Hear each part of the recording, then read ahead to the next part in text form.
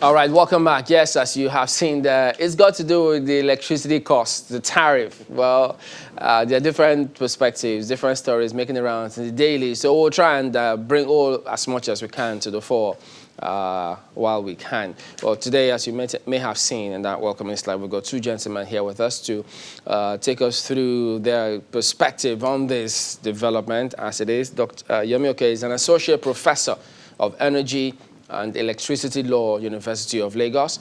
We also do have O'Neil Olajuwon, who is the CEO of Wavelength Integrated Power Services. Gentlemen, thank you for coming on this morning. And a Happy New Year to you. Happy New Year, and thanks for having me.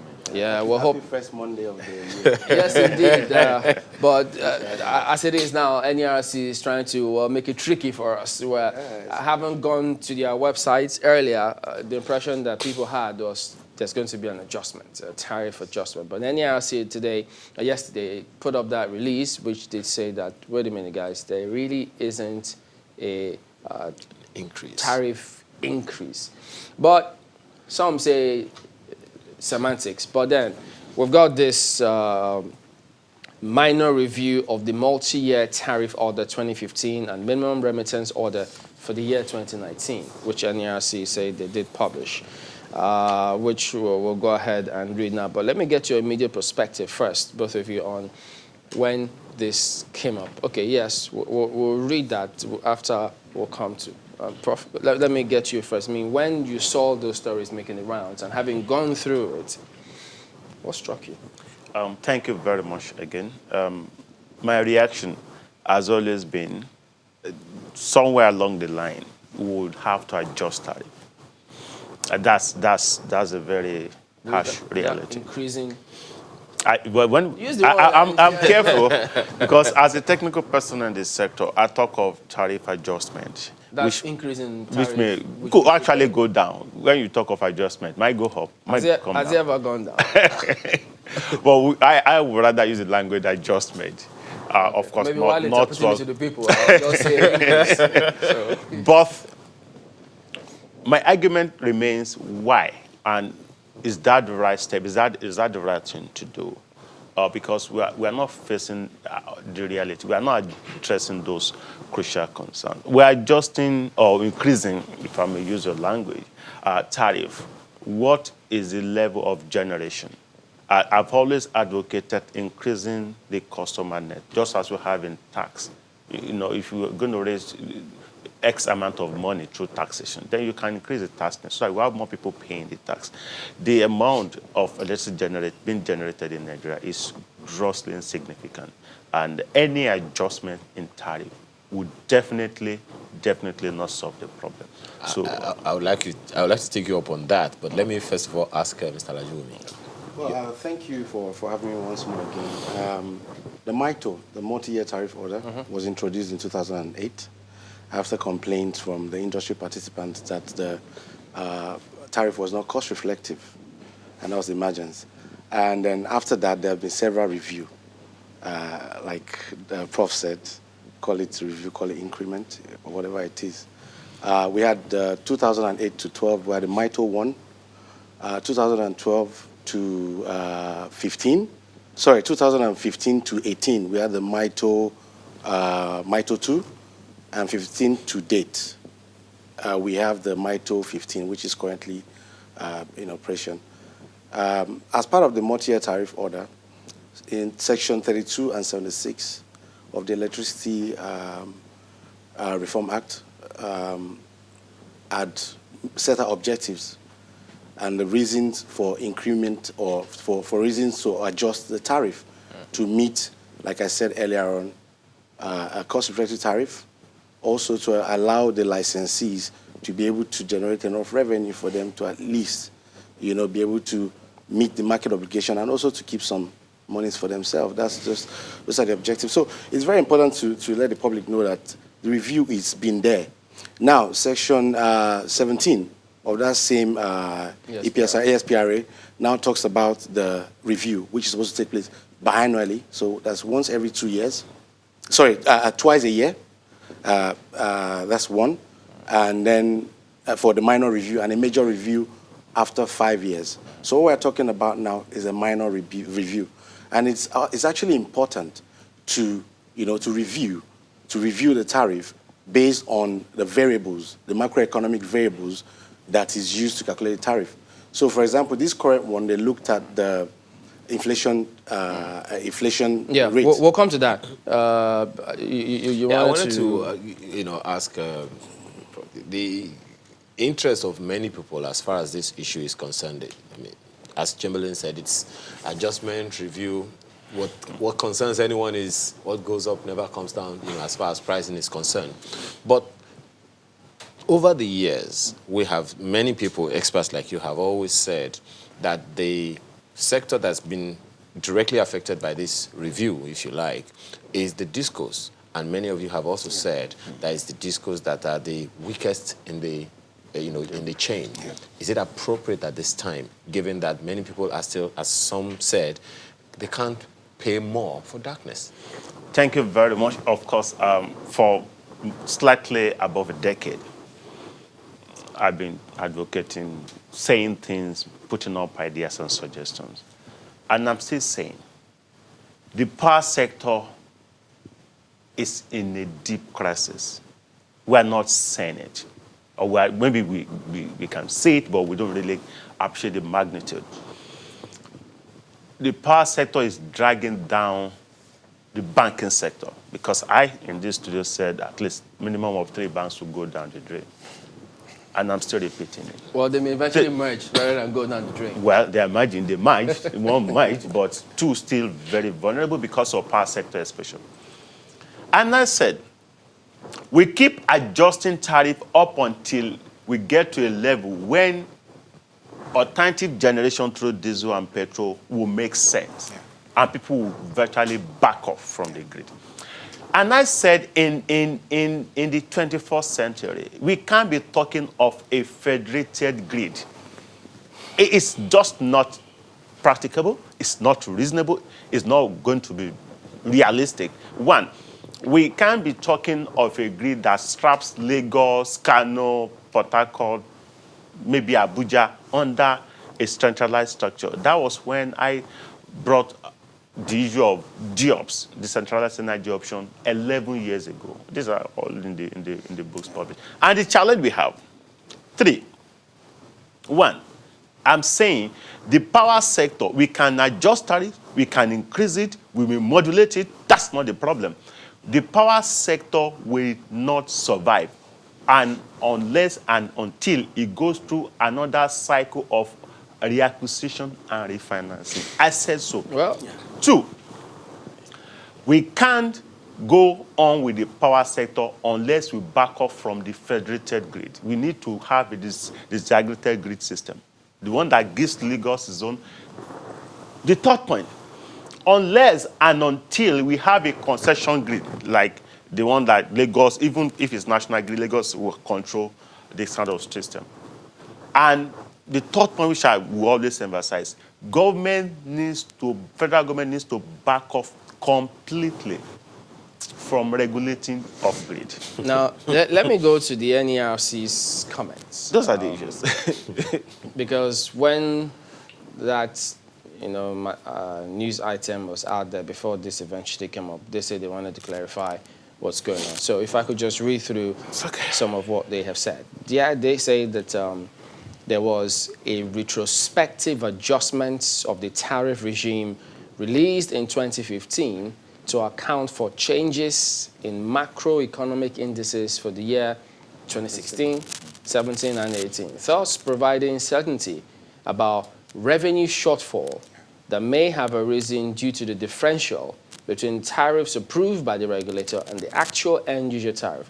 Maybe this references cost-reflective tariff, which you also highlighted. But they also go on to say, however, the Commission, in the discharge of its statutory responsibilities enshrined under the EPSR Act, shall continue to undertake periodic reviews of electricity tariffs in accordance with the prevailing tariff methodology. This is saying, look, yes, we'll keep increasing it to whatever they want to say or do about all of these things. But now, the question will be then, if this is retrospective adjustment of the tariff regime released in 2015, doesn't this translate to the fact that, well, what you paid even though, does that mean that what you pay in December is what you're going to pay from now for a period of time? How do you understand it? Well, I think, no, that's not correct. The tariff has been adjusted, so to speak. We're going to pay more. Yeah, and we're going to pay more. The reports out there have it that this is for R3 customers, not the D3. Yeah, not for the D3 customers, for the R3 customers. Like I mentioned earlier, there are variables, that's methodology for the increment in tariff. And I would like to further buttress on what Professor Oke has mentioned. In my own perspective, tariff review is not going to solve the problem. It's a bit like putting the cart before the horse. Tantamount to, Cost-reflective tariff or not? Yeah. So there are other, I'm driving a point home. There are other issues that are more important in the market right now that needs to be activated before the review can make sense. Because if not, it's going to be a fruitless effort. Now, let me go back to what I'm saying. In my own perspective, I think what needs to be really improved upon is revenue collection. Revenue collection for the discos has been abysmal for a time being. Why is that? So as at Q3 2018, we're collecting about 65.4% of the revenue. So which means that for every 10 naira billed, electricity billed to customer, 3.4 naira is not being collected. It's wasted. It's because they're not be able to collect the revenue. They're not metered. The customers are not metered. And let me tell you something. Excuse me. Let me tell you something. Customers are not metered. So you see, in instances where customers are not metered, you cannot really get your revenue. The discos are having that problem. And until that problem is resolved, wait, one second. Okay. Until that problem is resolved, it's not going to make any sense to have a cost-reflective tariff, because then it will now back off to what Professor Oke said. People will now go for alternatives. And I say, okay, if you cannot show me how my 100 naira is spent, I'll go and buy diesel. Benefits. Yeah, of course, it will trigger things like the renewable energy. So those markets will be activated. But of course, we've always advocated for decentralized power. I've been on this station several times, and I've also advocated for that too. But in my own opinion, the tariff review is supposed to be the norm, all right, according to the MITO, which is a 15-year review. Let me quickly take you back to what you said the other time about tariffs not being collected because they are not metered. Yes. Many people watching right now will disagree with you for one main reason. What they call estimated billing. Yeah. People get to pay humongously for what they haven't even used. Yeah. A one-bedroom apartment, for instance, would get a bill of, say, 10,000 naira per month, and of course their lights get cut down if they don't. So where is this one coming from? Well, that's just not even the problem. Someone that's paying estimated bill is not a problem. You're talking about people that are consuming energy in lump sum and not even paying for it. That's what the D3. Yeah. But this not the D3, the R3. Oh, even on R3? Even on R3, you have consumers who are consuming heavy load, and the discos cannot even identify that. So whose responsibility there? Let me say a few things. It's right. I said here, that is heavy. There's even a report I did which talks about corruption in the power sector, and I mentioned it here that some commercial customers that ought to be paying like 5 million per month will, with the collusion of some people who underpay. Collusion of who? I'm not going to mention them. Because if you ought to pay like 5 million naira bill, you are paying one. Then somebody goes by there, collects one extra. Things happen that are not documented. The reports are there online. I did it for Sarab. I call it petty corruption, even at every level in the power sector. Well, that's not even the issue we're talking about now. But the issue was mentioning. I don't think, realistically, we can have cost-reflective tariff. The other time, Mr. Rewani was, paired with me at Politics Today with Sheon Okimba. I mentioned the same thing. When we talk of cost-reflective tariff, we must have had adequate picture, clear picture of actual costs that go into electricity generation. We don't have that. Two, we must have had how many customers are metered, how many are not Why don't we metered. have that? Your guess is as good as mine. I'm even going there. Initially, we had CAPME. That is a scheme that was to allow consumers to pay for meters and get it deducted over their CAPME was stopped. It was stopped. Then we now have Dr. MAP. Amadi said it didn't feel it was stopped before. It was stopped because CAPME was actually effective. But then they now had to they stopped that. They brought MAP, meter asset providers. Where are we on that? Yeah. As we speak, a lot of Nigerians are not metered. And I talk of politics of metering. I've said it here several times.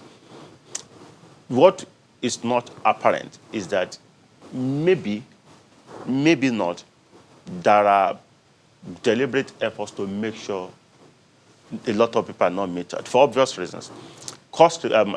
Estimated billing is still very lucrative in this sector. You know, it's still very lucrative. I'm not going to say more than that. I know much in the sector that but the thing about that is this. It's still very lucrative. When you referenced... and I said it's criminal to consume power and not pay. But I said all about those that data that we don't have. You know, you were talking about, I think it was the weighted cost of capital, the WACC, which I think in one report attributed NERC as one of the basis consumer points which they use in getting their data. But whose fault is it that that data isn't there? Because if you say they can't collect, that should be one of the major points. Because what does NERC depend on to get all this data? Discos, and it's self-declared. Yes. You can't rely on that. I totally agree with you. You can't. So the NERC actually needs to step up the game in the empirical ways of getting data. That's another topic for another day. You know, but it's a major issue. I mean, that's a major issue because if you're relying on the discos to get data, and which may not be accurate, then like he said, the indices are not right. Is that to suggest and that will not be cost reflective? Is that then to suggest that NERC is overwhelmed? Okay, let me step in there. One, I've said here, NRC is not overwhelmed. It doesn't appear to me NRC knows what it's doing. Because even when... NRC doesn't know what it's doing, honestly, it's not overwhelmed. It doesn't know what it's doing. It's not overwhelmed. One, that gives NRC at some point when they were like bringing up the issue of tariff adjustment and they were asking the discos to organize awareness and to meet the people, and they organize something, a semblance of consultation. I said, no, you don't expect discos to be the ones organizing. NRC should organize in collaboration with stakeholders. NRC cannot rely on the disco or Genco or anybody for data. That's our primary duty. They are businessmen. They've invested so much and they're not really making money. They are not really, well, on paper, I don't know any disco that is viable, that's close to the brink of insolvency. I'm saying it. Go check their records. And then you that's what the problem is. Who do we compare their records with? And you expect the discos, the vulnerable discos, for obvious losses. You expect discos now to give you data or reveal things, not to their own advantage. They're already vulnerable. That will further undermine them. They're not going to do that. They're serious business people. Now, things happen in this sector. Assuming they're going to go on with this, I think they will eventually, though, this reflect. Doesn't the laws require them to consult stakeholders before they come up with some of this? Because I think, is it man's power sector or so that's that what they're in court? That is what the law says. There's a matter that is going to come up soon. That is what the law said. There was another judgment to that effect that they couldn't, I mean, the Adewale's case. So many. Well, there are so many things that ought to have been in place. Even the PCAF, so many stuff that ought to have been put in place before. But now, they're careful to say they are not increasing tariff. Don't know. I know they just. That's why I talk of tariff. I think I'd like to chip in a little bit. You know, maybe for me, saying maybe NRC doesn't know what they're doing, it may be a bit. You know, I know Prof is. So you think they're overwhelmed? Well, overwhelmed. I think there's just so much disjointed. Was it? So now that's almost the same thing. Well, the whole sector is disjointed. No. So the NRC is doing one thing, discos are doing another thing, the Gencos are doing something else.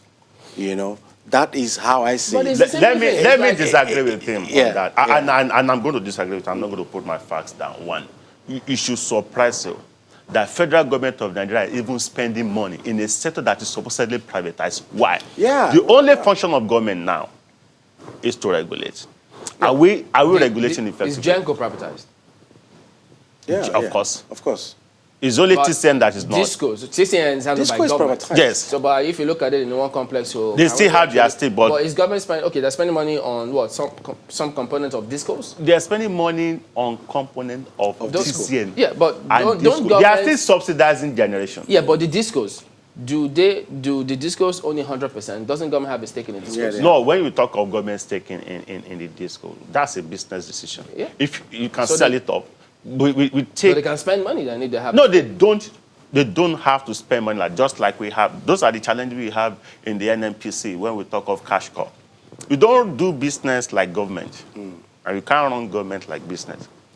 So if we are saying the power sector is privatized, if government decides to own its 40% stake or less, then it must put resources on the table to run it, or give it to serious-minded Okay, businessmen. let to me- run it. this other component. But pardon me. government is not the Now- power sector now. Government is only One regulating. other item which I like to raise is that when they talk about all this review, adjustment, or whatever it is, what happens to some sort of charter on service delivery? Because if you're saying you're going to adjust this price, it's like you're entering into an agreement. Yeah. I'm going to, if I adjust or increase the price, you're expected to have, what, a certain maybe like 18 hours of power supply. So if you don't meet, if I'm paying more and you're not giving me commensurate to what I'm paying, what do I hold you by? How do you get accountable? I mean, that's the whole quagmire we find ourselves in. We're talking about tariff adjustment, and we're not even talking about accountability. It's the power is not even there. It doesn't even get to the customer ab initio. It's talked about generation, which I'm an advocate of. There's no, we're talking about 2000, in 2000, as at 2012, we're generating about 4,000 megawatts. Now it's about 3,400. See, So what are we talking about? If the power is not there for me to even get, Why you increase? and then you cannot even now show me how to pay. I mean, what I'm paying for. Essentially, you're saying I'll that go for it's alternatives. irrespective of whatever orders or programs are Yeah. in place, it's ill-advised to do any adjustment, upward Yes. review now. Yeah. One thing that will also happen is it could lead to a collapse of the grid. It could lead to a collapse of the grid because then discos will start to reject load. yes, now. All right. Load rejection. Low rejection, which They are will doing collapse so. the grid. Because I mean, You can't store power. no, you can't. You can't store it. So where No, are we? James so- Chamberlain mentioned something, and I want to react to it. His point was that we mentioned something about the federal government. I mean, the NRC in terms of regulation. My point is this. I said perhaps their intervention rather appropriate because one, we all are here. We are all around when they threatened to revoke licenses or some schools. What has happened to that? I think that was quite an unnecessary alarm. What would you advise now? At that level, they ought not to, because they have various challenges. I mean, I'm talking about the discos. Two, the discos are also not at peace with NRC because government had breached most of the sector agreement they entered with the discos. They promised them cost-effective tariff, and they know that will not be realistic. And that was the basis on which they enter into the past. Disco's promised us metering. So I mean, and so many Yeah, things, so many things. and government, runs or regulates the sector through the NRC, and all is not well. So many things, and I say the power sector is in a deep problems, and Well, it's much more complicated than we're looking at it. Well, there you go. But that's how far we can go. Yemi Okene, Associate Professor of Energy and Electricity Law, University of Lagos, as well as Ronil Lajuomi, who is the CEO of Wavelength Integrated Power Services. Thank you, gentlemen, for coming on this morning. Thank you for having us. Thank you. All right, well, back in a moment. Stay with us.